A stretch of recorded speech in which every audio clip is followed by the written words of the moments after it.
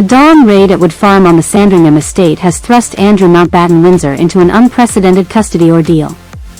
According to BBC News, officers arrested him shortly after 8 a.m. on suspicion of misconduct in public office, transporting him for questioning on his 66th birthday in what observers are calling a historic moment for a senior royal figure.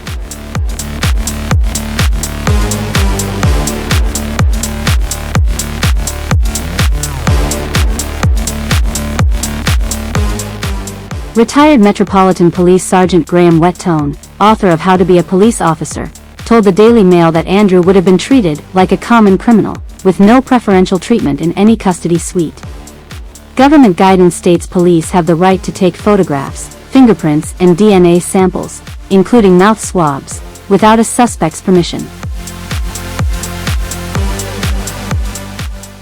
At the station, Andrew would first have been brought before the custody sergeant, where the arresting officer would state the reason for arrest, suspicion of misconduct in public office, along with the exact time and location, as outlined on the UK government's official arrest procedures page. He would then be read his rights, including access to a solicitor and the right to inform someone of his detention.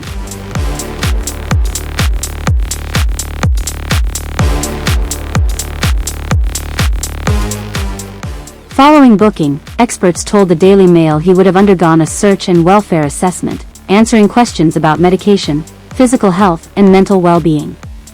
While a strip search would be unlikely given the nature of the alleged offense, items such as belts, shoelaces, and ties would typically be confiscated for safety reasons, as Mr. Whettone explained from his experience in custody suites.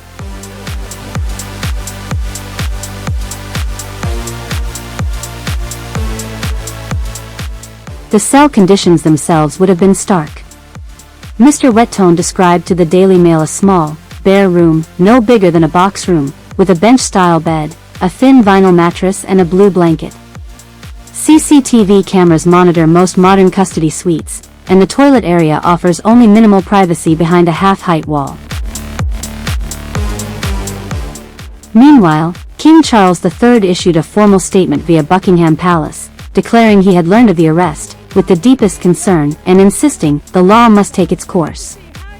The statement, reported by BBC News, pledged the family's full and wholehearted support and cooperation with authorities while declining further comment during the investigation. Thames Valley Police confirmed the arrest relates to alleged misconduct during Andrew's tenure as UK trade envoy. Emails released by the US Department of Justice within the broader Epstein files appear to reference reports of official visits to Hong Kong, Vietnam, and Singapore, raising questions about whether sensitive information was shared. The investigation also intersects with long-standing scrutiny tied to convicted sex offender Jeffrey Epstein. The Metropolitan Police said this week it is conducting initial inquiries into certain allegations connected to Andrew's former close protection arrangements, though it has not identified wrongdoing at this stage.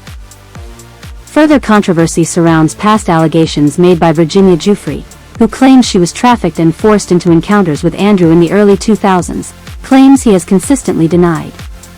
A 2022 civil settlement was reached without admission of liability. Multiple survivors have alleged trafficking linked to Epstein's private island, Little St. James, purchased in 1998. Andrew has now been released from custody, but the investigation continues. From mugshot to DNA swabs, from a bare cell to a royal statement backing due process, this episode marks one of the most dramatic legal moments in modern royal history, with the fallout still unfolding.